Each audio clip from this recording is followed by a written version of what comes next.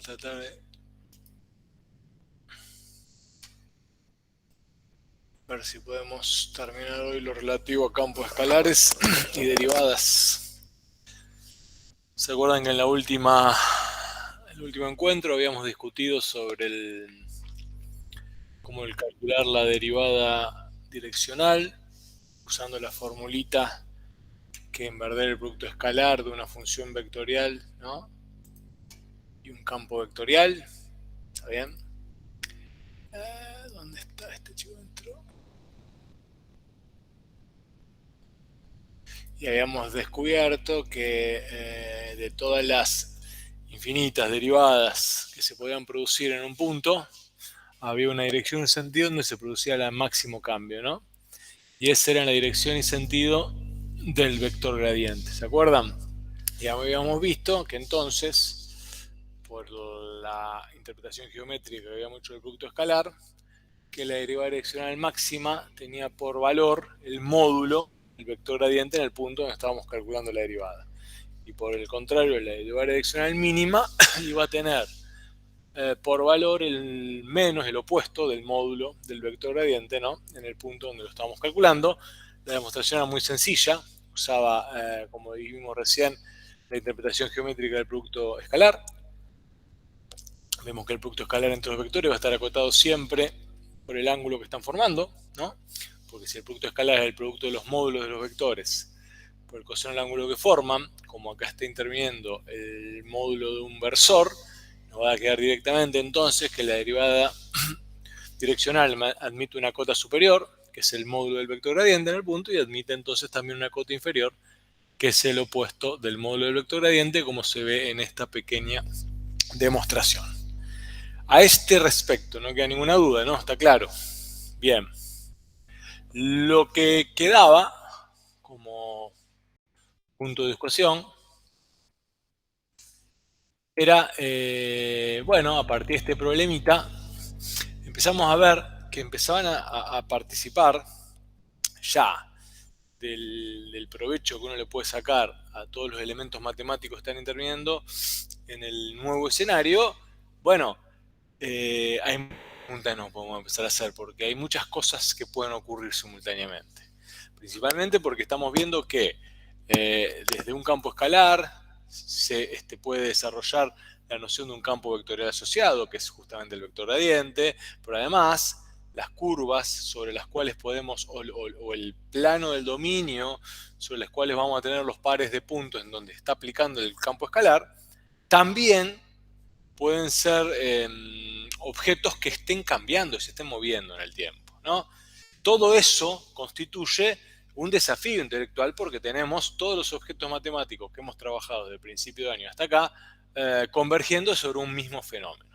Y un poquito voy a tomar este ejemplito sencillito como punto de partida para ver cómo todos esos objetos matemáticos que hemos definido hasta el día de hoy van a, bueno, como dije recién, converger y nos van a dar miradas, no divergentes, sino miradas diferentes que le van a dar mucho más, que nos van a permitir sacarle mucho más provecho a cualquiera de los modelos que podamos desarrollar. Volvamos sobre el problemita que había quedado planteado la última vez, en donde nos preguntábamos que si la temperatura W en grados Celsius de un punto de una plancha de metal está dada por esta expresión, ¿no? F de xy es 10 más 0,03 por x cuadrado menos 0,04 por y cuadrado. Nos preguntábamos en qué dirección debe desplazarse una partícula buscadora de calor si inicialmente el punto está en las coordenadas 40-30.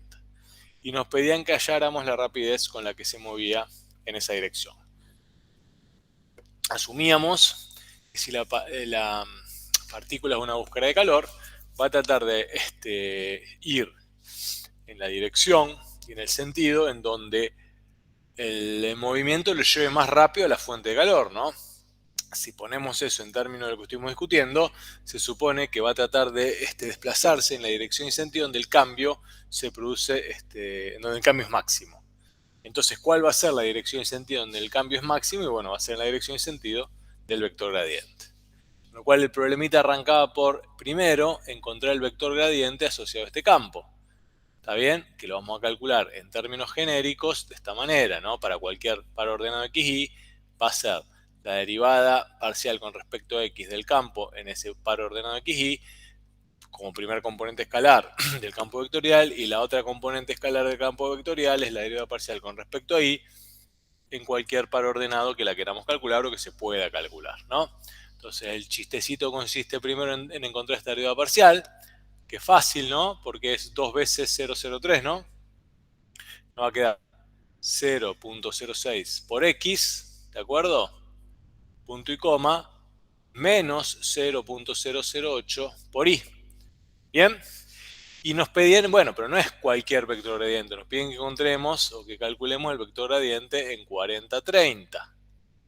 El vector gradiente 40-30 va a ser igual a 40 por 0,06, que es 0.024, ¿no? Es 0.024, ¿así? ¿O me sobra un 0? Me sobra un 0, ¿no? Este 0 no va. 0.24 y el otro va a ser también menos 0.24, ¿no? Ahí tenemos las componentes del vector gradiente en el punto 40-30. Y esto lo puedo pensar entonces, si saco factor común 0.24, ¿no? Factor común, entre comillas, ¿no? El escalar que multiplica las componentes, va a quedar 1, ¿de acuerdo? Punto y coma menos 1. Eso quiere decir que si el punto está en 40-30 por acá, 40-30 por acá, el vector va a ir para acá y para acá abajo. ¿Está bien? Esta va a ser un vector que va a estar en esa dirección y sentido, ¿no? Bien, eso lo habíamos llevado a resolver. Después nos piden, bueno, que hallamos la rapidez con la que se mueve en la dirección.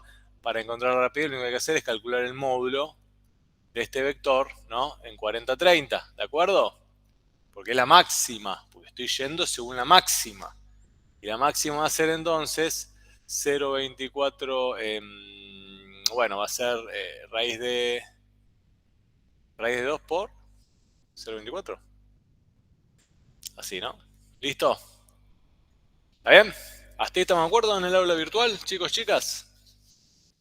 Sí, Bien. profe. Sobre el cálculo este es relativamente sencillo una vez que hemos incorporado e internalizado los conceptos del caso. La pregunta que surge intuitivamente a partir de este tipo de escenarios tiene que ver con esta otra cosa que había quedado planteada. Está bien que este campo escalar, que es lo que le dije el otro día, no es el más amable para la interpretación que vamos a hacer ahora, pero no importa. Supónganse que uno pudiese dibujar las curvas de nivel de este campo escalar y las curvas de nivel fuesen algo, no sé, por decir, algo así. No creo que sean, pero supongamos que fuesen algo así. ¿Está bien? Y el puntito sobre el cual estábamos haciendo la historia era este. 40, 30. Vimos que esto se movía algo así, ¿no? Según el vector. Entonces, la primera pregunta sería, si ese es el mapa de curvas de nivel y el vector, esta partícula buscadora de calor, va a buscar la zona más cálida de la placa. Primer pregunta, ¿cómo estarán graduadas estas curvas de nivel? ¿Cuál será la más alta y la más baja? Supónganse que esta es una curva C1. Esta y esta. ¿Serán más altas o más bajas?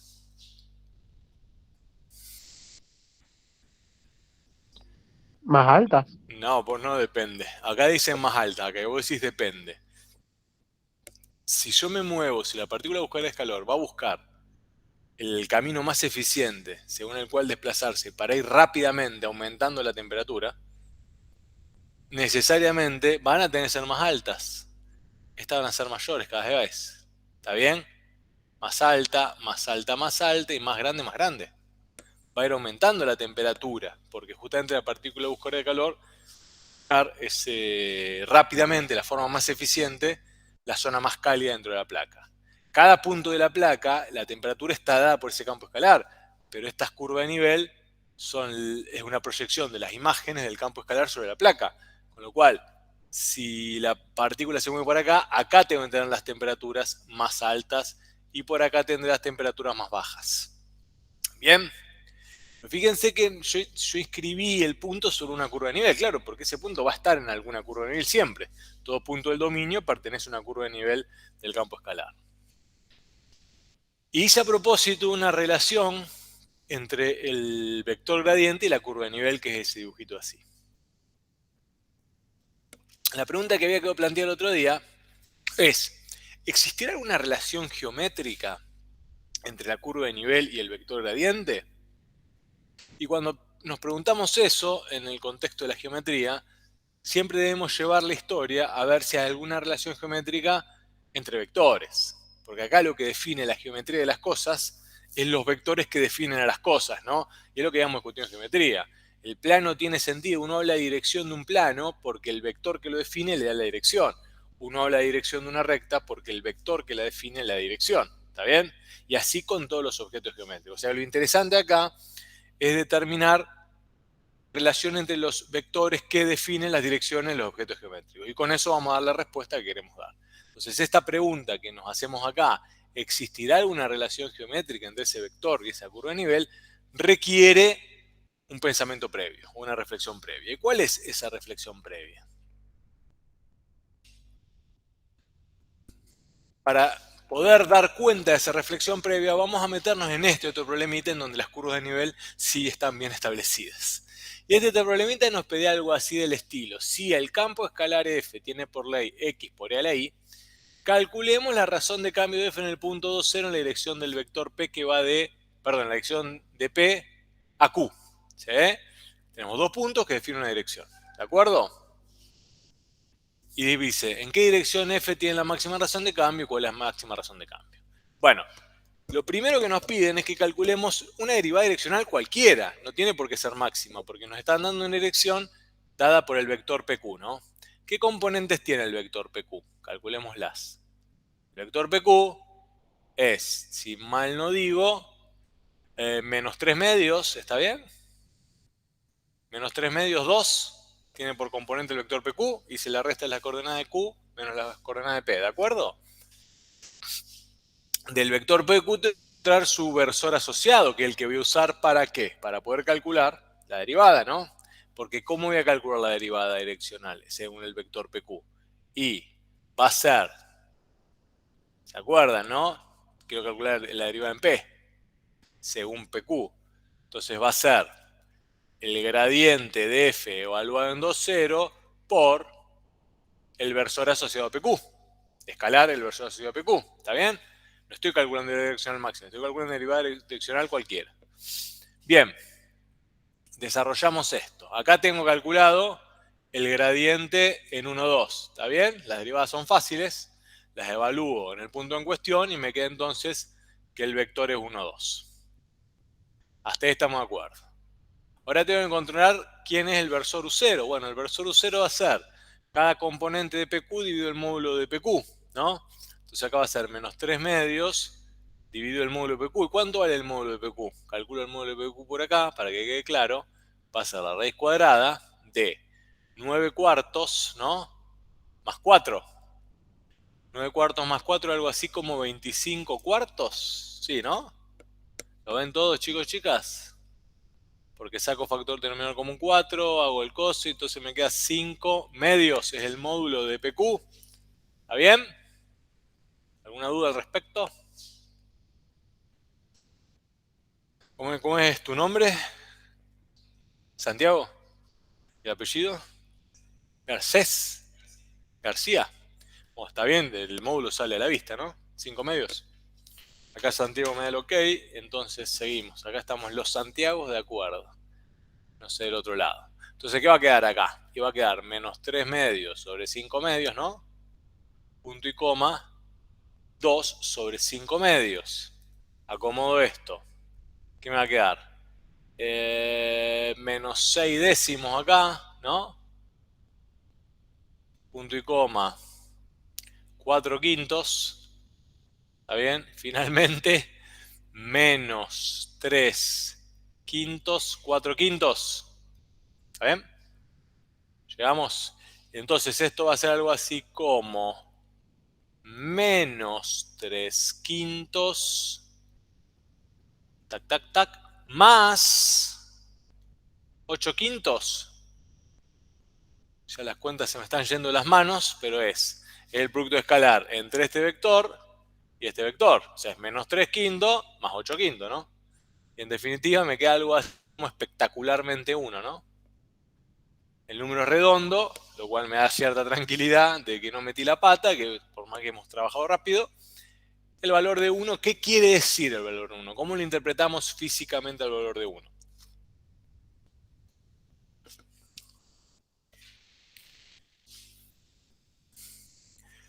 Sí, la función, el campo escalar crece una unidad, ¿cuándo? ¿Y en dónde? Cada vez que nos movemos, cada vez que proponemos un cambio unitario en la dirección y sentido del vector PQ. ¿Está bien? El campo escalar aumenta unidad en el punto 20, ¿cuánto hay acá? En el punto 20, no en cualquier lugar. ¿Está bien? Bien, esa interpretación física. La interpretación geométrica sería un poquito más rebuscada, la vamos a dejar un poquito al margen. Lo importante es que sabemos cuál sería, habría que definir el plano de coordenadas de eje R, ¿no? De eje RZ, y a partir de ahí encontrar la curva y a partir de ahí buscar la pendiente de esa recta tangente, pero más o menos eso en la derivada parcial lo podemos hacer con cierta facilidad. Para el caso de la direccional vamos a dejarlo un poquito al costado, pero es lo mismo. Lo que nos queda ahora es, bueno, ahí vale 1. Claramente, esa no va a ser la derivada direccional máxima. ¿Por qué no va a ser la derivada direccional máxima? Porque esto que calculé acá no es el módulo del vector gradiente en 2,0. Si yo quiero calcular la derivada direccional máxima, de f, que es lo que después me piden, en 0, bueno, me piden eso, sí, y me piden en qué dirección f tiene la máxima razón de cambio. Bueno, la máxima razón de cambio del campo escalar f en el punto 2,0 va a ser en la dirección y sentido del vector de componentes 1, 2, ¿no? Que es el vector gradiente. Y la máxima razón de cambio, que es lo que quiero calcular acá, va a ser el módulo de ese vector gradiente en 2,0, ¿no? Que en definitiva es 2, ¿está bien? Porque me queda la raíz de 2 al cuadrado más 0 al cuadrado. Bien, está bien, hasta ahí va todo con el mejor sentido del mundo. Pero fíjense qué interesante, porque el vector de componentes 2C, ¿a dónde está? El vector gradiente de componentes 1, 2 es el que yo dibujé acá. ¿Está bien? Y el vector de componentes PQ es este. Fíjense que el punto P está inscrito en una curva de nivel. Y hay como una interpretación geométrica casi inmediata de esa figura que estoy viendo ahí. Da la impresión que el vector gradiente atravesara las curvas de nivel con una orientación muy particular. Esta idea de perpendicularidad está dando vuelta. Lo que pasa es que es lo mismo que venimos hablando. ¿Qué es la perpendicularidad entre un objeto y una curva? No se puede establecer esa idea geométrica. La relación entre objetos geométricos se da a partir de la dirección de los vectores que la definen. ¿Está bien? Entonces, ¿cómo puedo caracterizar a esta curva mediante un vector? Bueno, el desafío ahora es ese. Empezar a traducir esa intuición geométrica que tenemos a partir de esta mirada en un arreglo de vectores que nos permite explicar lo que está pasando de forma consistente. Voy a borrar acá para que los cálculos queden bien hechos en pantalla. Bueno, no sé por qué no puedo. Ahí va. Los cálculos quedan bien hechos. Tenemos los vectores. Del 2 dio 1, del otro nos da 2. Raíz de 5. Cualquier cuenta dice. ¿Por qué? Porque confundí que estas eran las componentes, ¿no? En verdad era raíz de 5 porque, claro, es la raíz de 1 al cuadrado más 2 al cuadrado. Por favor, que quede bien explicitado, raíz de 5. Bueno, raíz de 5 es más grande que 2. Estamos bien. Y es mucho más grande que 1, con lo cual no hay ninguna contradicción en lo que veníamos diciendo. Está bien. Hasta ahí de acuerdo. La pregunta ahora es, si ese gráfico, ese conjunto de curvas, es el conjunto de curvas de nivel del campo escalar, ¿está bien? Que se caracteriza obviamente por esta definición. Acuérdense con K en la imagen del campo, no se olviden de eso, ¿de acuerdo? Entonces, las curvas de nivel de este campo escalar van a tener esta forma, ¿no? ¿De acuerdo? Van a ser I por menos el logaritmo de X más el logaritmo de K. ¿Se dan cuenta dónde sale? ¿Qué es lo que hice acá? Y bueno, hice esto, hice E a la I es igual a K sobre X, ¿no? Y después, ¿qué hice? Bueno, apliqué el logaritmo natural a ambos términos de la igualdad. Entonces acá me quedó que I es igual al logaritmo natural de K sobre X. Y acá que tengo un logaritmo, un cociente, que lo puedo escribir como el logaritmo de la resta de los logaritmos. Logaritmo natural de K menos el logaritmo natural de X. Y ahí llega la expresión que está ahí sintéticamente expresada como conjunto de curva de nivel. Bien, son estas gráficas que están acá. Esta, y así siguen. Entonces, la pregunta pertinente que venimos sosteniendo es la siguiente. ¿Qué relación geométrica se puede establecer entre el gradiente de f en el punto P y, por ejemplo, esa curva de nivel que tiene altura 2? ¿Y de dónde saqué la altura de esa curva de nivel? ¿Qué les parece? ¿De dónde sale la altura de esa curva de nivel? ¿Por qué tiene altura 2 esa curva de nivel? ¿Qué tuve que hacer para encontrar la altura? Tomar la ley del campo y evaluarlo ¿dónde? En el punto, en 2, 0, ¿no? Y eso me da la altura que estoy buscando. Cuando yo tomo el campo y lo evalúo en 2, 0, me va a dar algo así como 2. Y esa es la altura. ¿Se dan cuenta? Esa es la altura de la curva de nivel en donde está inscripto el punto de coordenadas 2, 0. Bien, tenemos entonces la curva de nivel de altura 2 y tenemos el gradiente ahí evaluado. ¿Qué relación hay acá? Geométrica. Está la idea intuitiva de perpendicularidad. Pues la pregunta que nos tenemos que hacer ahora. ¿Qué significa que un vector sea perpendicular a una curva? En verdad, cuando decimos que el vector gradiente es perpendicular a una curva, o que un vector es perpendicular a una curva en términos más genéricos, estamos asumiendo, o estamos queriendo decir, que el vector va a ser perpendicular a un vector que es tangente a ese punto en la curva. ¿Está bien? En verdad estamos diciendo que es perpendicular a ese vector. Es una forma genérica que decimos que un vector es perpendicular a una curva. Estamos estableciendo que hay perpendicularidad entre dos vectores, uno de los cuales va a ser tangente a la curva en el punto en donde tengo establecido el gradiente. ¿Está? Entonces lo que restaría sería ver si podemos encontrar quién es este vector u.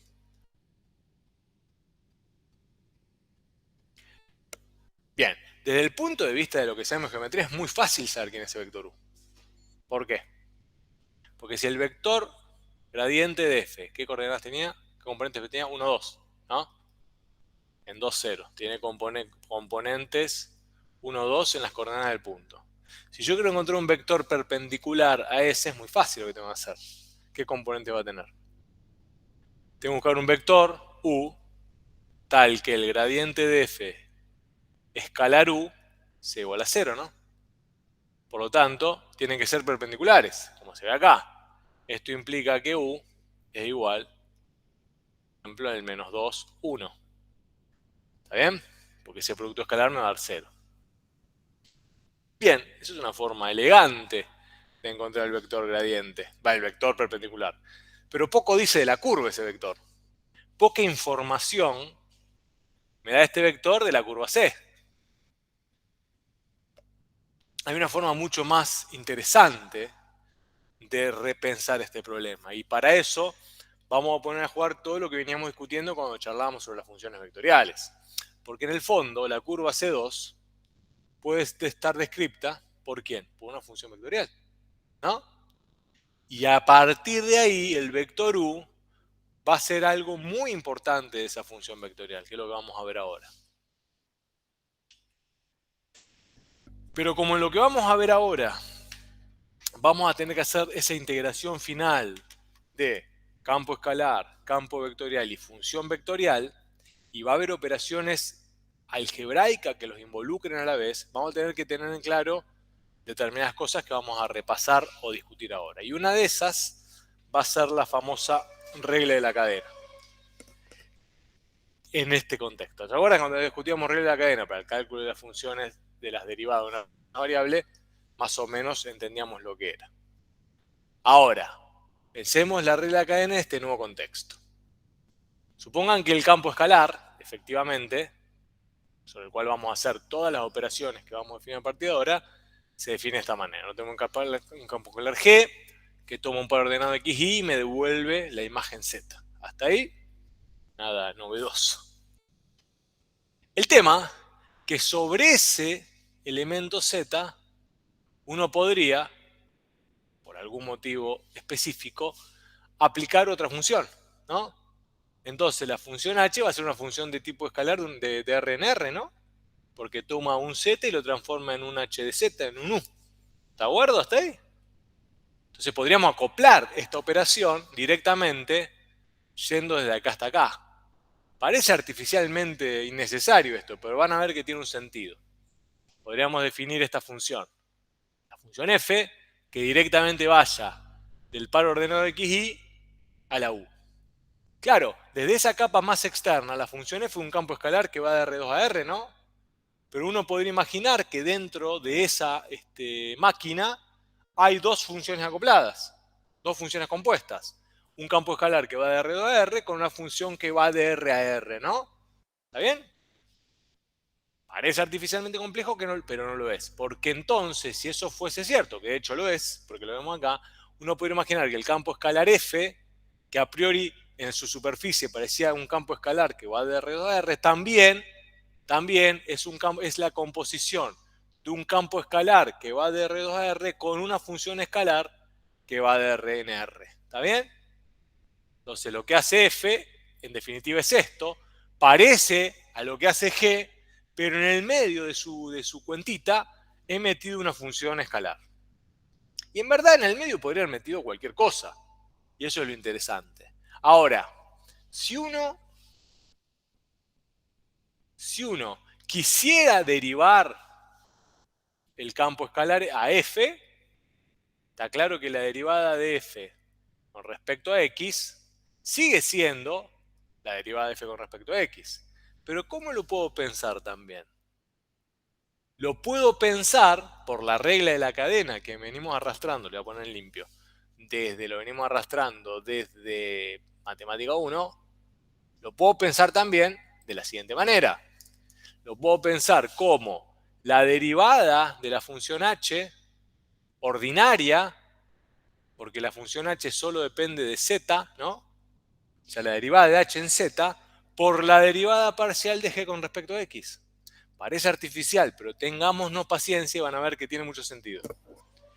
Y entonces la derivada parcial del campo escalar f en su superficie, que en su superficie parecía un campo escalar ordinario de R en R, pero que en su interior era una composición de funciones, la puedo pensar como la derivada ordinaria de h en z por la derivada de g con respecto a y. Y ahí está la cadena. Ahora, vamos a un ejemplito práctico de cómo vamos a poner a jugar esta nueva idea. Si tuviésemos, por ejemplo, esta función, ¿no? Este campo escalar. En su superficie externa es un campo escalar que va de R2 en R, pero podría pensarlo como un campo escalar que resulta de acoplar un campo escalar con una función escalar. ¿Cómo podríamos hacer eso? ¿Cuál sería la función que acopla? O sea, si yo pienso a f, ¿no? Como un x de y de un h de z, ¿no? Compuesto con un g de x e y, tendría que tener un campo g y una función h. ¿Quién sería h y quién sería g? ¿Qué te parece? ¿Cuál podría ser h? Me hace bastante claro, no tengo mucha alternativa. H tendría que ser algo que opere sobre lo que deja G.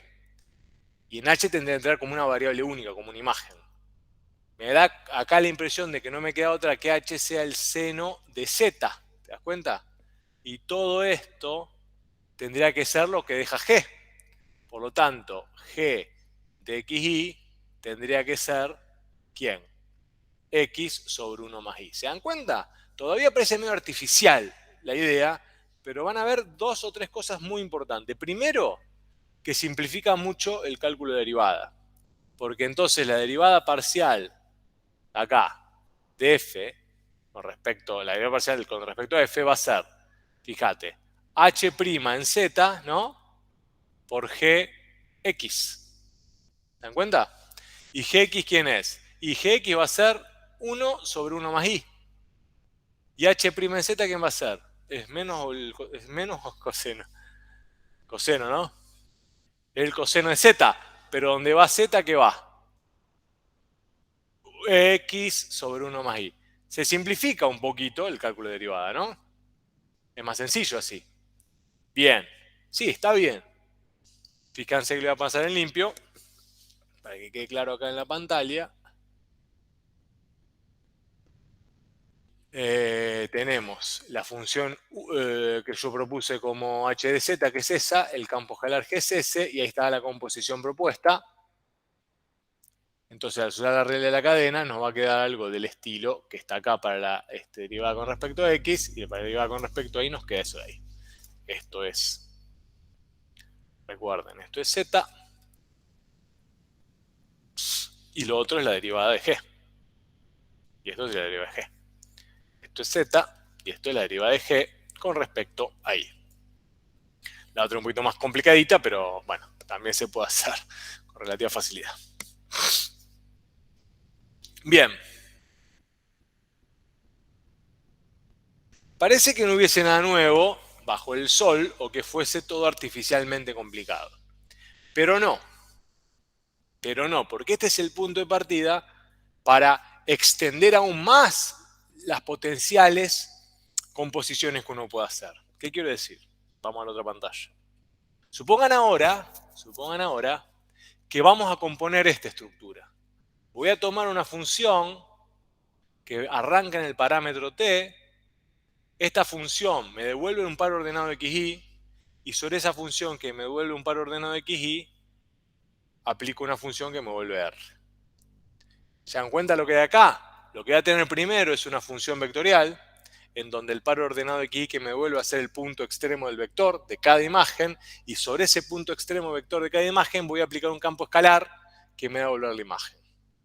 Esto es perfectamente plausible para lo que tenemos, porque de hecho lo puedo pensar así, porque yo puedo pensar que en el dominio de mi campo escalar, ¿no?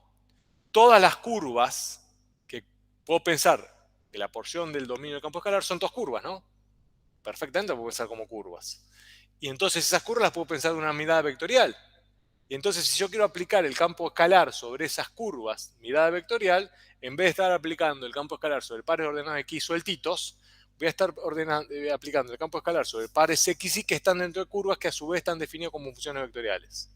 Entonces este es un esquema de análisis muy posible, que el cual vamos a enfrentar, sobre todo en el examen final, van a trabajar con este tipo de situaciones. ¿Por qué? No es porque caprichosamente queremos hacerlo así, sino porque nos permiten construir modelos mucho más poderosos para entender lo que está pasando. Bien, entonces, ¿qué va a pasar acá? Va a pasar algo así. Vamos a tener la función r, que define el par ordenado de xy, que son las componentes del vector para cada valor del t, para cada valor del parámetro t, y sobre esa par ordenado de xy voy a aplicar el campo escalar f, que me va a volver la imagen final z. ¿Está bien? Pero entonces, como z es una función que aplica sobre r de t, en verdad lo que tengo por la cáscara, la capa externa de esta operación, voy a tener lo siguiente, una función h, fíjense qué interesante, todo este problema, a diferencia del anterior, es una función h que aplica en t y me devuelve z. ¿Se dan cuenta? Es una función de una variable.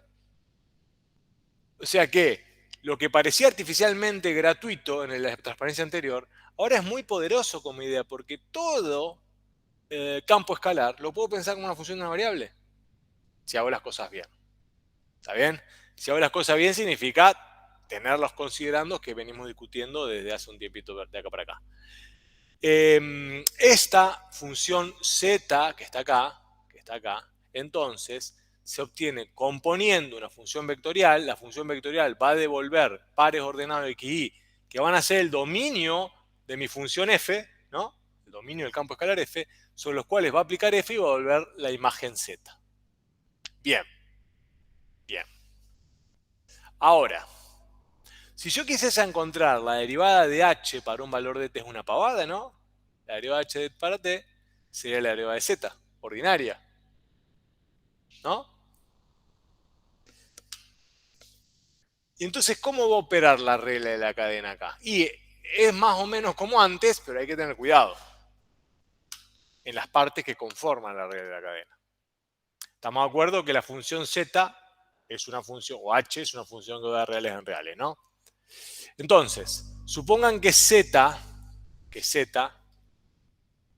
también es la imagen de un campo escalar, tiene los puntos, los elementos x y y son, entonces, se obtienen a través de una función vectorial que me devuelve x de t y de t, ¿no? Tanto x de t como de t son derivables en t y x e y son diferenciables. Esas eran las hipótesis del teorema de la regla de la cadena que vamos a usar. Si todo eso se satisface, entonces la función z es una función derivable en t como una función ordinaria. Pero, como está compuesta por todo esto, tiene una forma alternativa del cálculo de su derivada según la regla de la cadena. ¿Qué cuál va a ser? Vamos a decir que la derivada de z en t0,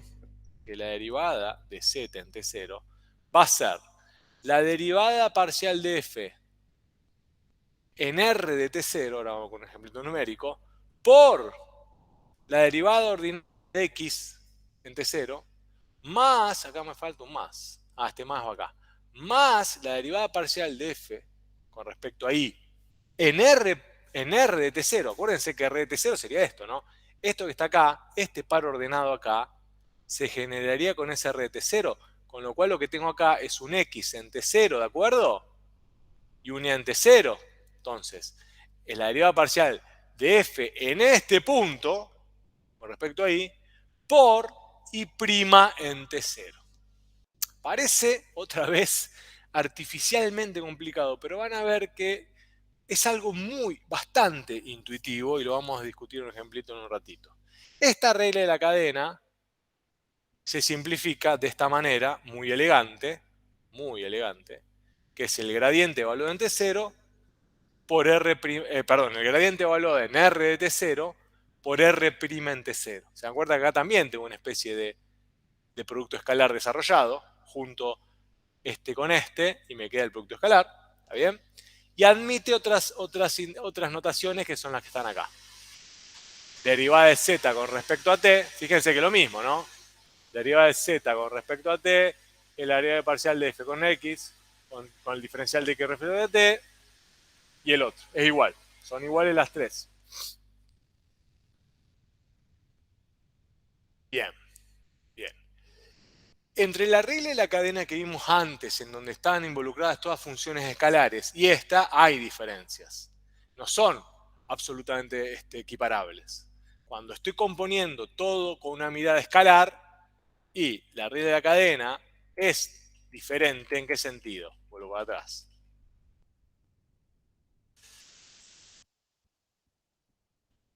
Que nunca voy a estar calculando acá, por ejemplo, en este caso, nunca voy a poder estar calculando acá derivadas ordinarias, si se quiere, porque estoy partiendo siempre de R2, ¿no?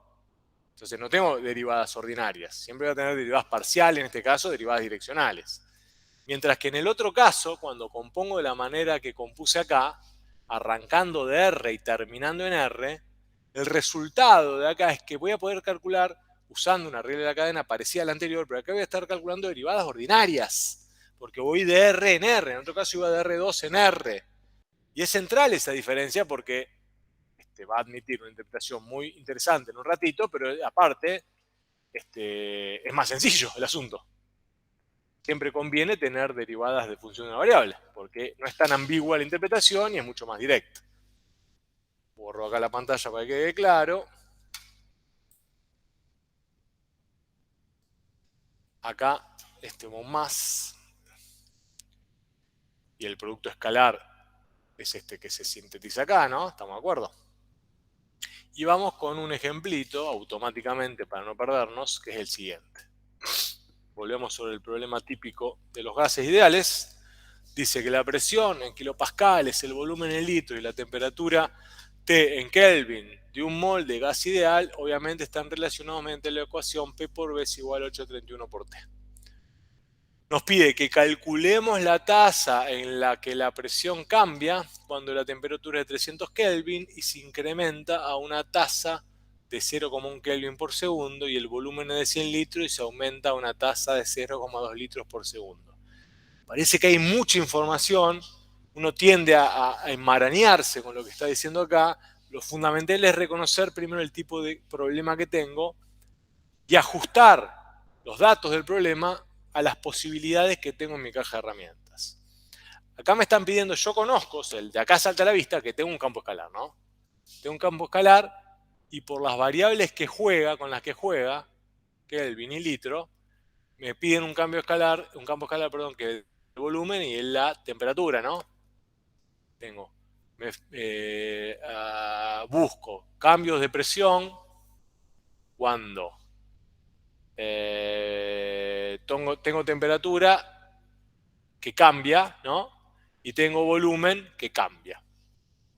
Lo que pasa, que a diferencia del problema habitual de campos escalares, tanto el volumen con la temperatura están cambiando con el tiempo. O sea que tengo un dato nuevo acá, que es el tiempo. ¿De acuerdo? Primero escribo el PBT. El P de BDT aquí va a ser igual a 831 por T sobre B. Pero ¿qué es la novedad acá? Y que el volumen cambia con el tiempo y que la temperatura cambia con el tiempo.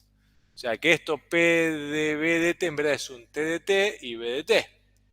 Es decir, que uno va a tener un eje original, un eje de partida que es el tiempo. Para cada valor de tiempo va a definir un par de valores BDT, ¿no? Un par de valores B y T, sobre los cuales va a aplicar la presión para devolver finalmente un Z que está en reales. ¿Se dan cuenta de la composición? ¿La ven? ¿Cómo está desmenuzada? Pero el problema tiene todo el sentido del mundo, porque es verdad, pasa eso. Las variables termodinámicas del gas también dependen del tiempo, dependen perfectamente. El volumen, esa temperatura. Por lo tanto, tenemos una función que podemos llamar R acá, ¿no? Y tenemos una función P. Tenemos una función R de T vectorial, que va a ir definiendo en la punta para cada valor de T los vectores, los puntos, y acá tenemos una función P que depende de B de T. Si yo compongo todo esto, si ustedes componen todo esto, van a tener una cosa que es así, van a tener una función que llamemos H, que aplica en T y que me devuelve Z, una función escalar de una variable. Entonces acá podemos hacer dos cosas. Con los datos que tenemos no, pero después van a ver que podemos hacer dos cosas. Bueno, y ahora, ¿qué datos tenemos? Y nos dicen que la temperatura es de 300 Kelvin, que la presión es el volumen es de 100 litros. O sea que me piden que evalúe lo que está pasando para un gas cuando el gas está en 100 litros y de temperatura. Y ahí propongo un cambio. ¿Pero cómo propongo un cambio? No sé cómo propongo el cambio, porque el cambio me lo están dando según lo que propone RDT. Porque fíjense, si RDT, ¿no?, me devuelve una BDT, ¿no? Una BDT y una PDT, RDT evaluada en un T0, ¿no? ¿Cuánto vale B en T0? Bueno, B en T0 vale 100 y P en T0 va a valer 300, ¿de acuerdo? El dato que tenemos clave acá es que R' en T0, ¿a qué es igual? Va a ser obviamente, vamos a poner acá, va a ser B' en T0, ¿no? Punto y coma, P' en T0. ¿Pero a qué es igual? ¿Cuál es el dato que tenemos el problema? ¿Cuánto vale P' en T0? ¿Cómo? Que B' Claro, 0,2. P' en T0 vale 0,2, que es este dato acá, litros por segundo. Y P' en T0 va a valer 0,1, perdón, algo está mal. Esto es T. T, me equivoqué. T'. Y T' en T0 va a valer 0,1 Kelvin por segundo. ¿Está bien? ¿De acuerdo? Bien, buenísimo. Y en principio eso es todo lo que necesito. ¿Por qué? Porque la derivada que me están pidiendo a mí, es decir, h' en T0, ¿a qué va a ser igual? Igual al campo P, ¿no? ¿P de quién? P de B, ¿no? Evaluado, ¿en dónde? En RT0, pero RT0 ¿quién es? Vamos a ponerlo completo, va a ser RT0 y después lo desagregamos. Por, perdón, sí, ¿por quién acá? Por 0,2, ¿está bien? Es decir, por x' en T0, ¿no? Más la derivada parcial con respecto a la otra variable que esté evaluada en R de T0 por I' en T0. ¿Está bien? Voy a borrar acá, porque ya no se entiende nada. Y entonces, decíamos que, lo pongo otra vez, el Z', o H llame, H' en T0 es la derivada parcial con respecto a B, evaluado obviamente en R' T0, por X' en R de T0, para hacerlo bien aparatoso, más la derivada parcial con respecto a T, evaluada en R de T0, por I' en R de T0. Esto valía 0, esto 0,2, ¿así era? ¿O no? Al ¿Así? revés. 0,2 y 0, así al revés, 0,2 y 0,1 por un lado. Bien, ¿de dónde saco esto? ¿Quién era R en T0?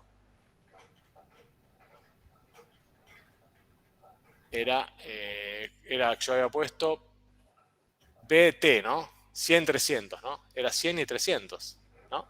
Sí. 100 y 300. ¿De acuerdo? Entonces tengo que encontrar ahora quién es P de B. Y tengo que encontrar ahora quién es P de T. Si P de BT era igual a 831, P por B igual a NRT. P por B. O sea que me queda T sobre B. Está bien, ¿no? Derivo con respecto a B y acá me queda directamente 831 por T. ¿De acuerdo? Y derivo con respecto a... ¿Digo bien? No, nada. Derivo con respecto a B, me va a quedar 831 por T menos sobre B cuadrado, ¿no? ¿Así? Y este me va a quedar directamente 8,31 sobre B. ¿Está? Entonces evalúo esto en las valores, ahora paso el limpio, pero entonces acá encontré a quién es P de B y a quién es P de T. Este va acá, este va acá, y la derivada entonces es esa cuentita. Y en el T0 que me están pidiendo acá es en el punto 100, 300. Bien, ahora te paso limpio la cuentita porque es medio trabajosa y vamos a ver cuánto nos daba. ¿Pero se entiende la operación de cómo opera la cadena acá? El resultado es este que está por acá abajo. Nos daba la ley, es esta, los datos de derivadas, ¿está bien? Aplico la regla de la cadena, que es esto, tal cual lo hicimos antes, y nos da efectivamente menos 0,041,55 kilopascales por segundo. ¿Y cómo se interpreta esta derivada que proviene de toda esta mezcla de objetos matemáticos? Como una derivada ordinaria, ¿no? ¿Qué voy a decir? Y que en el instante T0, que no sé cuál es, porque no es el dato, ¿no? O al instante donde evalúe el cambio, la presión aumentó aproximadamente, perdón, disminuyó aproximadamente 0,042 kilopascales por segundo. ¿Se dan cuenta? El T0 no sé cuál es, porque nunca me dicen cuánto vale T0. Pero claro, la tengo que interpretar como una derivada ordinaria. No puedo imaginarse en la dirección del vector tanto y tanto, porque eso ya desaparece en la superficie del análisis. Porque estoy hablando de una derivada ordinaria. La presión disminuyó aproximadamente 0,042 kilopascales por segundo. ¿En qué momento? Y en el momento ese. ¿O cuándo?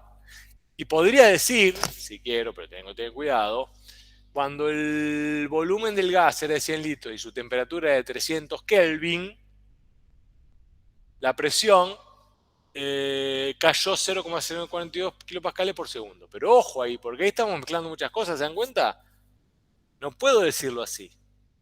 Fíjense que la lectura, la interpretación, o sea, puedo pensarlo así, puedo reflexionar así porque son todos los objetos y los números que están convergiendo en esta mirada, pero la lectura, la interpretación, tiene que ser consistente y coherente con la definición de derivada de la función de una variable, que es lo que dice ahí abajo. La presión decrece a una tasa aproximada de 0,042 kilopascales por segundo. ¿Está bien? Voy a, lamentablemente, que en esa interpretación física perder la referencia. Uno puede acordarse, da cuenta, bueno, sí, el volumen tenía 100 litros y estaba a 300 Kelvin, ¿está de acuerdo?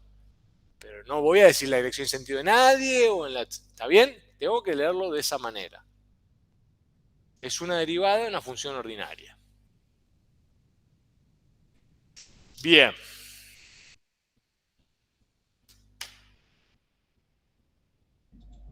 Ay, profe, perdón, no entiendo por qué va sin dirección. Estoy medio atrás, voy, espera. Porque fíjate que la función que te queda luego de hacer la composición es vincula directamente la presión con la temperatura y no hay otra con el tiempo, perdón, y no hay otra variable.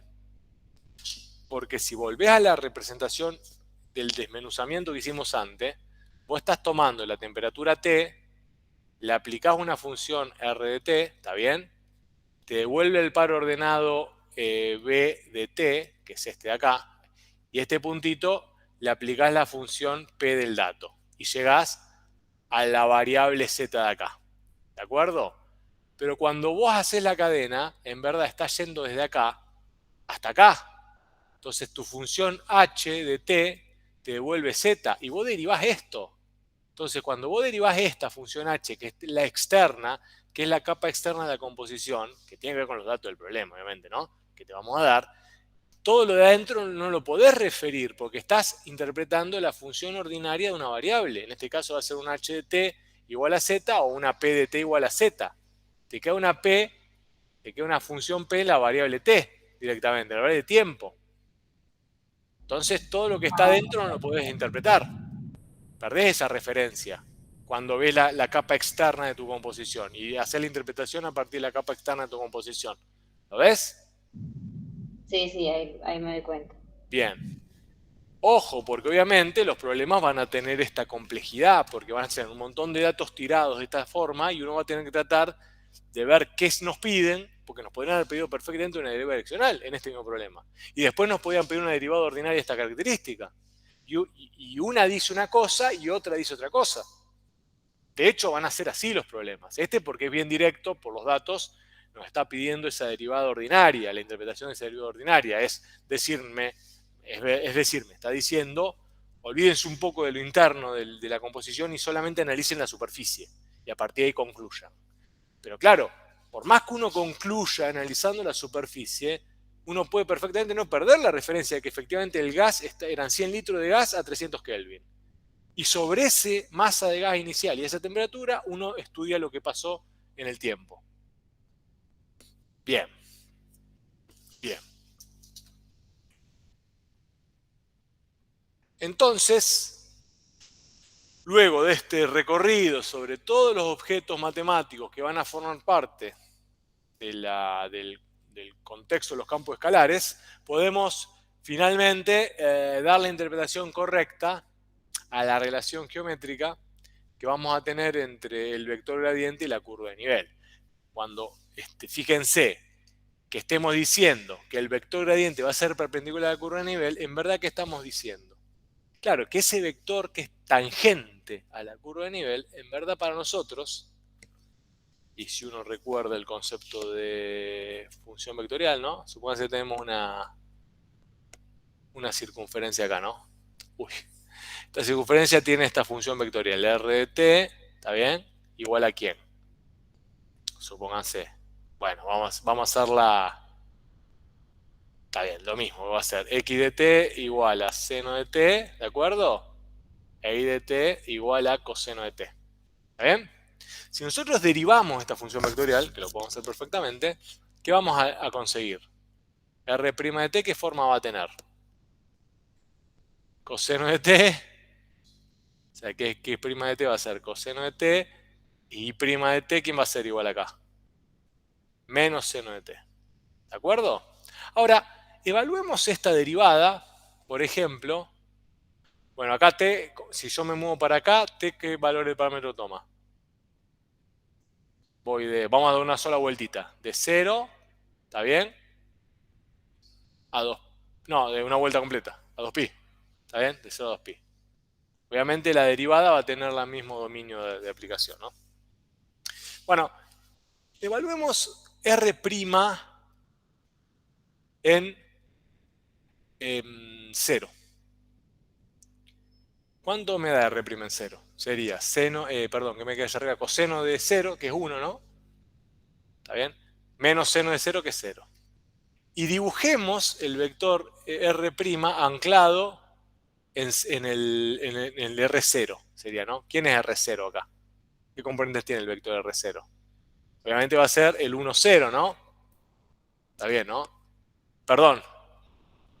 El R en 0 va a ser... ¿Estamos bien lo que quiero decir? Está mal calculada la derivada. R en 0 vale 1, 0, ¿no? No. 0, 0. 1 vale R en 0. 0, 1. O sea que esto está arrancando en verdad, ¿de dónde? De acá. Según como le dice, ¿no? Arranca el punto de partida de acá. R0 es 0, 1 este vector. Pero fíjense, y está moviéndose en el sentido de lo que hice yo para acá. Porque el vector R' en 0 es 1, 0, es este de acá, ¿lo ven? Es tangente a la curva en ese punto. ¿Está claro? Y acá se ve qué quiere decir que un vector sea tangente a la curva. Estoy calculando, en verdad, el vector derivada en el punto en cuestión. Ese vector es el tangente a la curva en el punto en cuestión. Por lo tanto, lo que estoy buscando acá, si yo puedo pensar esta curva de nivel como dada por una función vectorial, r de t, si yo puedo pensar a esta curva dada por una función vectorial r de t, lo que estoy buscando acá es r' en t0. Y esa es la perpendicularidad que existe entre la curva de nivel y el vector gradiente. ¿Está bien? Ese vector u es el vector velocidad evaluado en t0, que va a ser tangente a la curva definida por el vector posición r de t. Y así en cada caso. ¿Ah? ¿Queda clara esta aproximación? ¿Está bien? Y entonces vamos a traducir todo esto para que nos quede bien formalizado y podamos finalmente resolver los problemas que se vengan con todo el panorama de ideas lo más claro posible. Bien, volvamos al principio en un punto. Tenemos las curvas de nivel que se obtienen como la intersección del plano, de la superficie con un plano de altura K, paralelo al plano coordenado XY, pero lo que vamos a hacer ahora, en vez de poner las curvas de nivel, ¿no?, como funciones de X y de Y, vamos a traducirla en términos vectoriales. ¿Está? ¿Se dan cuenta? Si Z vale 20, hago la proyección, en este caso, pero la función esa, hasta ahí estamos todos de acuerdo, pero la función esa, en verdad, la puedo pensar que se ha generado a partir de una función vectorial generatriz, R de t. ¿Está bien? En donde las coordenadas de cada punto de la curva son a su vez las componentes de una función vectorial R de t. ¿De acuerdo? Entonces, cuando yo digo acá f de xy igual a 20, en verdad estoy pensando, imaginando, que f en x de t, y de t es igual a 20. Es decir, f en r de t es igual a 20. ¿Está bien? ¿Y por qué hago esto? Y porque para poder sacar provecho de esa interpretación muy jugosa que hay entre el vector gradiente y la curva de nivel, tengo que poder explicitar los elementos que dan cuenta de esa interpretación. Por eso estoy haciendo este esfuerzo. Entonces tenemos que f en r de t va a ser igual a k, en definitiva, ¿no? Con k cualquier valor de altura. Esta que es igual a 20, pero puede ser cualquier valor de k, ¿no? Pero fíjense, f en r de t lo puedo pensar, ¿no?, como el campo escalar compuesta con r de t. Y me da una función escalar en la variable t. Es impresionante. Porque puedo pensar que el conjunto de coordenadas es directamente un h de t. ¿Lo ven? Igual a k. Me pasé. Bueno, ¿Se entiende hasta dónde llegamos acá? Puedo pensar que el conjunto de curva de nivel también, que C de K, ¿no?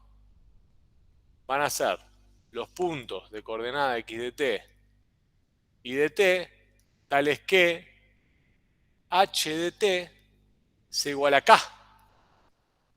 Y estos puntos los genero como r de t. Perfectamente así lo puedo pensar, ¿no? ¿Por qué? Y porque fr de t es la es la segunda composición que habíamos visto.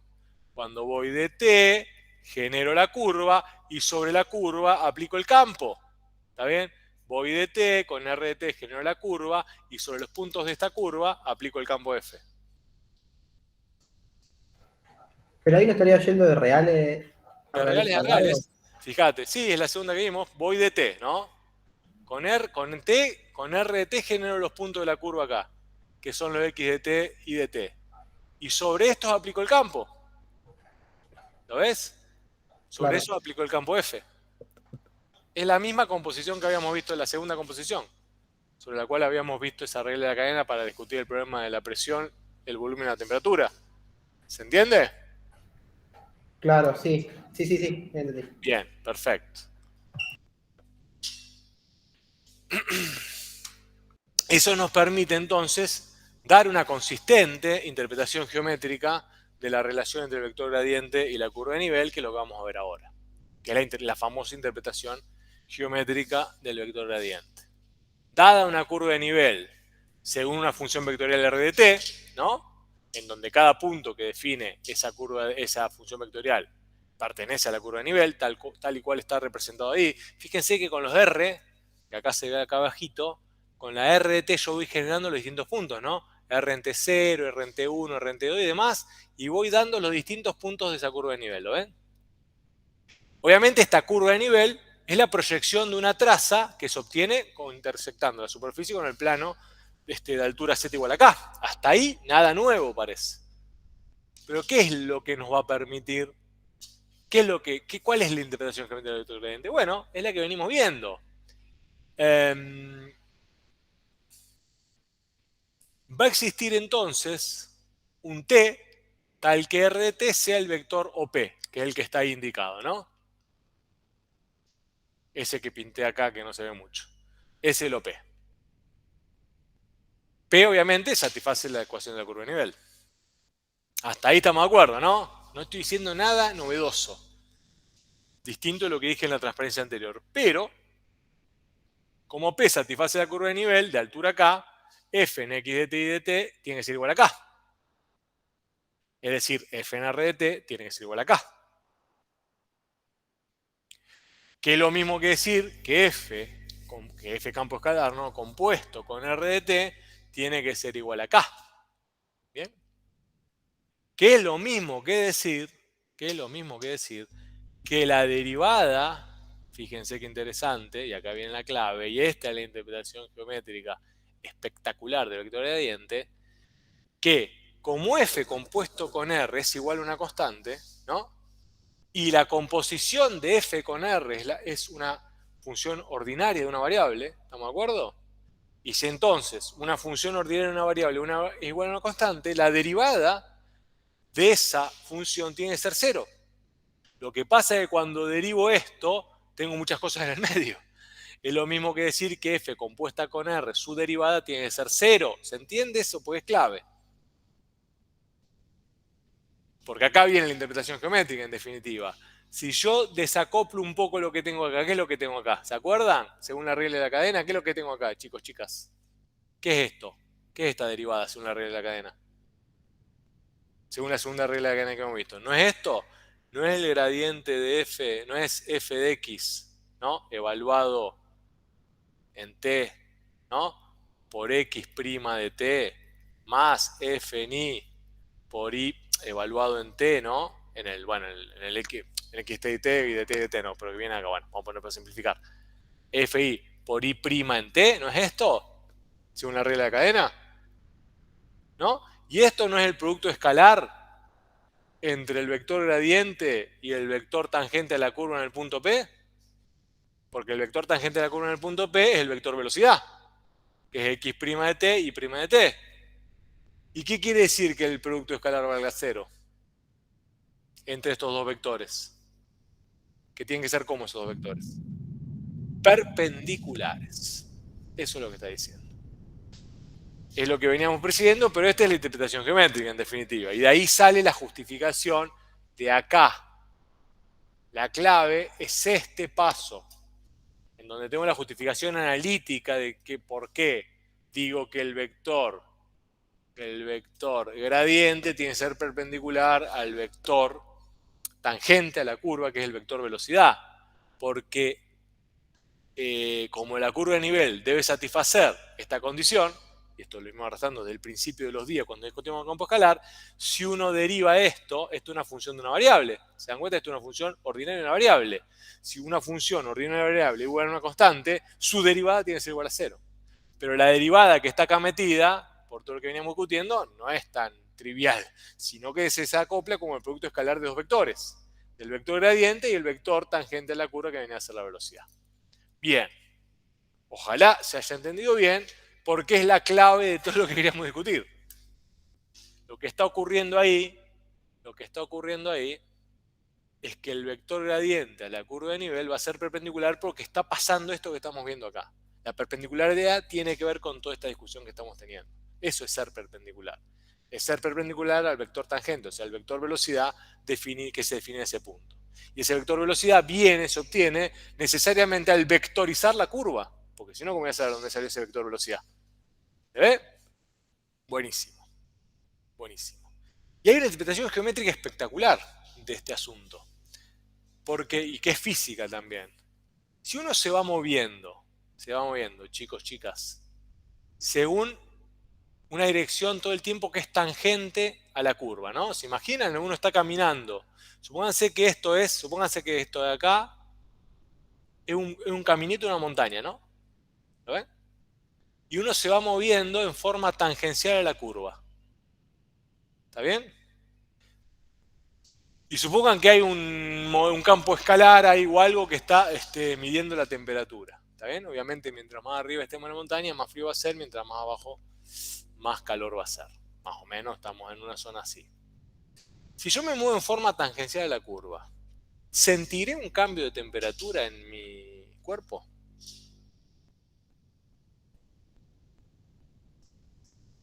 Si me voy moviendo en forma tangencial a la curva. Estoy acá, me muevo tangencial, tangencial, tangencial, tangencial. ¿Sentiré algún cambio? ¿Percibiré Eso algún tiene que cambio? pasar porque estás en la misma curva de nivel. Exactamente, no porque estoy en la misma curva de nivel, pero ¿por qué no siento un cambio? ¿Por qué no percibo un cambio?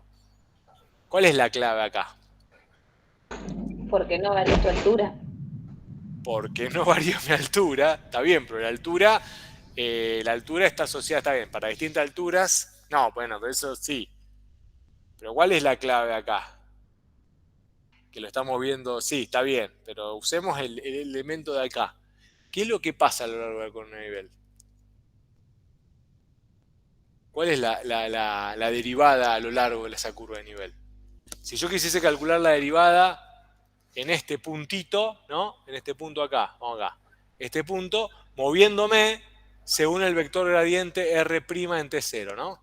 Me quiero mover según este vector, no, gradiente no, según ese vector tangente, perdón, ¿no? Me quiero mover en forma tangencial a la curva, entonces sigo al vector velocidad, me muevo según el vector velocidad. Cuando voy a calcular la derivada, ¿no? Del campo en ese punto, el P, ¿de acuerdo? Pero moviéndome según ese vector R', ¿de acuerdo? En T0, forma tangencial. ¿Cómo calculo esta derivada, chicos, chicas? La fórmula original, olvídense de todo. Tengo un campo escalar y un vector. ¿Cómo calculo esa derivada? Es el producto entre quién? Entre el gradiente de f y quién? Y el Y vector, el el vector vector de 0 cero. RT0, ¿no? ¿Así? Sí, Bueno. ¿Y qué relación tiene el gradiente y R' en T0? ¿Qué ángulo forman? 90 grados. 90 grados, chicos, chicas. ¿Se dan cuenta? esto va a ser siempre 90 grados, con lo cual esto va a ser siempre igual a 0. Yo lo había visto acá, ¿no? Pero ¿se dan cuenta de lo que está pasando? Si uno se mueve a lo largo de la curva de nivel, la derivada direccional va a ser siempre 0. No voy a percibir ningún cambio, porque de hecho intuitivamente se dan cuenta de lo que está pasando, pero el resultado proviene de acá, de esta relación que hay entre esa dirección específica y ese sentido específico de movimiento sobre la curva y la derivada direccional. Obviamente que si me muevo en otra forma que tangencial a la curva de nivel, y va a haber un cambio, va a haber una derivada. Pero en esa en particularísima, no hay ningún cambio. La derivada direccional va a valer 0. Y eso es lo que da resultado a este otro resultado que está por acá. Es que, vuelvo por acá, que la derivada direccional a lo largo de la curva de nivel la vamos a indicar como, se llama habitualmente como la derivada a lo largo de la curva de nivel, es la derivada direccional en un punto de la curva de nivel en la dirección del vector tangente a la curva en ese punto y va a ser siempre 0. ¿Bien? ¿Está bien? ¿Está claro? ¿Se dan cuenta? Es intuitivo el resultado, pero amerita una demostración formal, que es esta que está acá, que es la que vimos recién.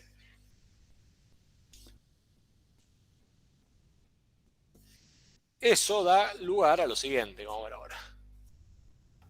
Entonces, esta sería la interpretación geométrica, lo que hablamos recién de los 90 grados, que nunca presenta cambio. Esta sería una especie de interpretación geométrica, este sería el resultado de la interpretación geométrica. Claro. Un resultado bastante poderoso de la interpretación geométrica. La interpretación geométrica es la anterior, es esta de acá. Esta es la famosa interpretación geométrica, que en verdad está atada a la justificación analítica. Esta sería la justificación analítica que está acá.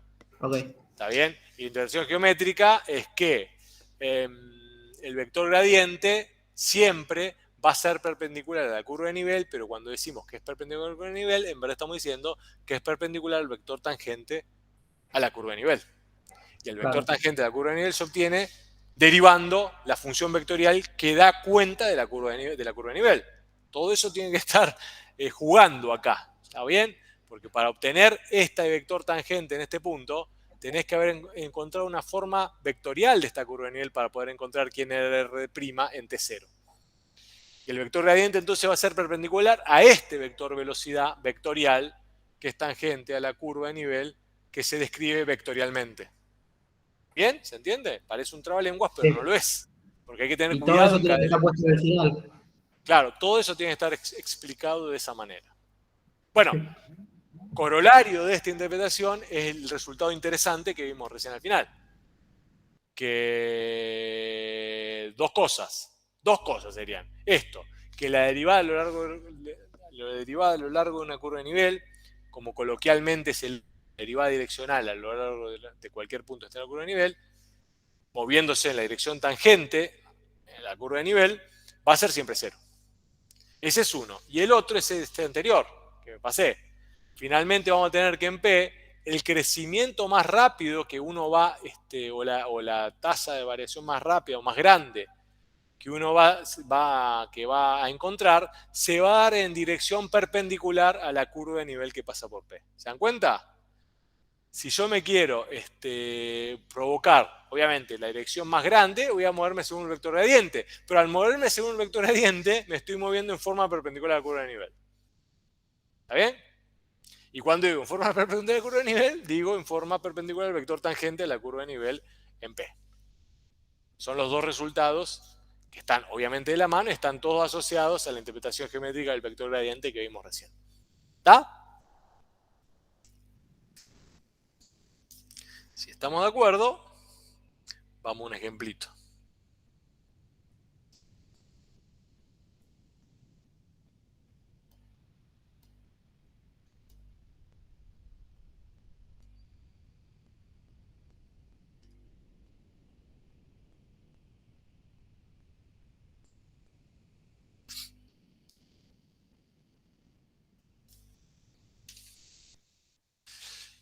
Bien, ejemplito.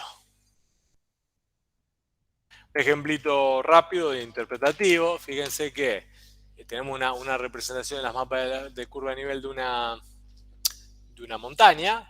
Si f de x es la altura de la Tierra sobre el nivel del mar en el punto x, y las curvas de nivel habitualmente se las indican como contornos, ¿no? El dibujo muestra algunos contornos de una montaña de 530 metros de altura. ¿Está claro? Entonces, el descenso, fíjense, que va a ser más suave hacia el este. ¿Por qué le parece que el descenso va a ser más suave hacia el este? ¿Qué estamos asumiendo en esa interpretación? ¿Qué les parece? Me paro acá en el 530 y digo que el descenso va a ser más suave hacia el este. ¿Por qué? ¿Qué asumimos? Si el descenso es más suave, es porque estoy calculando la derivada direccional ¿cuál? Máxima o mínima. La mínima. Sí, la mínima y la máxima serían como caras de la misma moneda. Estaría calculando la mínima en este caso, ¿no? Porque la máxima sería el ascenso. Pero bueno, entonces me estoy moviendo, si me muevo hacia el este, porque estoy asumiendo que en la dirección y sentido de un vector que es así, ¿no? En cada caso, ¿qué ocurre con este vector y las curvas de nivel? Va a ser perpendicular a las curvas de nivel en cada caso, o sea que va a ser vectores tangentes acá, a la curva, que van a ser perpendiculares a este vector. Todo eso estoy asumiendo cuando digo que la dirección, que el descenso es más suave hacia el este. ¿Se dan cuenta? Tendrían que explicarlo en ese caso. Y lo otro que surge a la vista, ¿no? Este sería el gradiente de f. ¿Está claro en el virtual, chicos? Está pasando esto, ¿no? Gradiente de f es para acá y acá tengo el r' de t en cada caso, ¿no? Tin, tin, tin. Obviamente es medio irregular, pero uno puede asumir que en general eso ocurre. Por el contrario, si estoy en el punto 200 y quiero escalar la montaña, el cambio más abrupto va a ser en la dirección oeste, ¿no? En el mismo sentido de explicación. Fíjense lo otro interesante. Si uno se mueve, obviamente, a lo largo de una curva de nivel, el resultado obvio es que no asciende ni desciende. ¿Pero por qué no está ascendiendo ni descendiendo? Porque la derivada a lo largo de esa curva de nivel, a lo largo de la derivada direccional, a lo largo de la curva de nivel, va a ser cero. ¿Y qué es la derivada direccional acá? Y la derivada direccional acá es el ascenso-descenso, porque el campo escalar explica la altura. Entonces la derivada direccional está explicando cuánto aumento, cuánto desciende mi altura en función del desplazamiento que estoy haciendo. Y obviamente a lo largo de la curva de nivel va a ser cero porque vimos recién. Porque siempre ese producto escalar me va a ser cero. ¿Lo ven? Bien. Y dice que si deseo ascender en la forma más inclinada a partir del punto del que está parado, no sé dónde está parado, supónganse que estamos parados acá, supónganse que estamos parados aquí, acá, supónganse que estamos parados acá, entonces, ¿cómo deberé ascender? ¿En qué dirección acá? ¿Qué les parece? Algo que es parecido al qué? Y al norte, ¿no? Un poco en dirección norte, así. Noreste será, un poquito noreste, ¿no? Si vamos en dirección noreste, el cambio va a ser más abrupto, porque en esta dirección y sentido da la impresión de que voy a estar siempre ascender siempre en forma perpendicular a las curvas de nivel, ¿no? ¿Lo ven? Una interpretación bastante intuitiva y bastante gráfica e ilustrativa de la relación entre curva de nivel, función vectorial que define la curva de nivel, campo escalar, gradiente. ¿Lo ven? Bueno. Y uno más y nos vamos hasta mañana.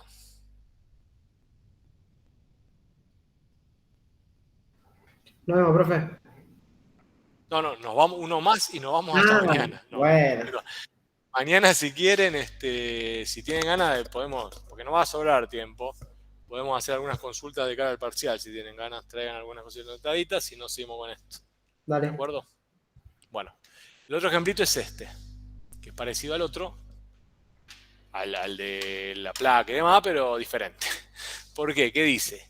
Si T describe la temperatura en medio en grados Celsius en cada punto de una superficie plana sobre la cual se arrastra un gusano, de forma que la trayectoria que realiza el gusano queda bien descrita por esa función vectorial, ¿está bien?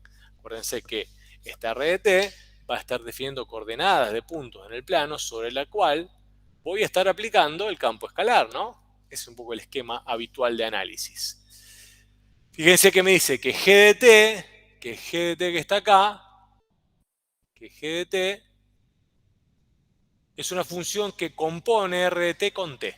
Y entonces nos preguntan, muy bien, la pregunta es muy interesante, ¿qué diablos dice la función g? ¿Y qué informan r en 3 y g en 3? Bueno, uno podría desmenuzar un poquito este asunto antes de meterse en lo fino e imaginar que tengo un parámetro t que va a pintar puntos en x, y, ¿no? Entonces, voy a tener una función r que para cada valor de t, ¿está bien?, me va a devolver puntos. Este punto, este punto, este punto. Y va a terminar definiendo una curva, ¿está? Que es la curva esa sobre la cual se mueve el gusanito. Pero sobre estos puntos interviene una función t, ¿no?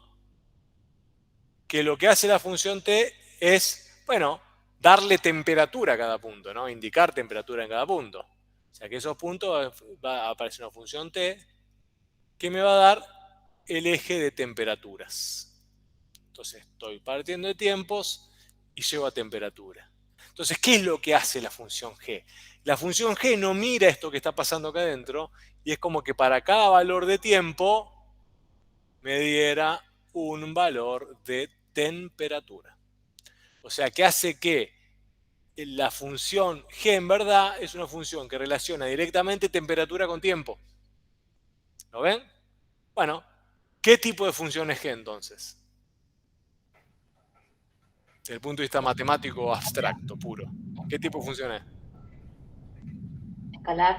Una función escalar, perfecto. Porque va de r, g, lo pongo acá, definitiva, está yendo de r en r. Entonces es una función escalar, una variable. ¿Y qué informa? Primero, r en 3 es fácil. ¿Qué informa r en 3? Lo puedo calcular r en 3. ¿R en 3 qué me va a dar? 2 más 3, ¿no? 2,3, ¿no? ¿Qué información me da r de 3? La posición del gusano. La posición del gusano a los en 3 el tiempo. segundos. Exactamente, la posición del gusano a los 3 segundos.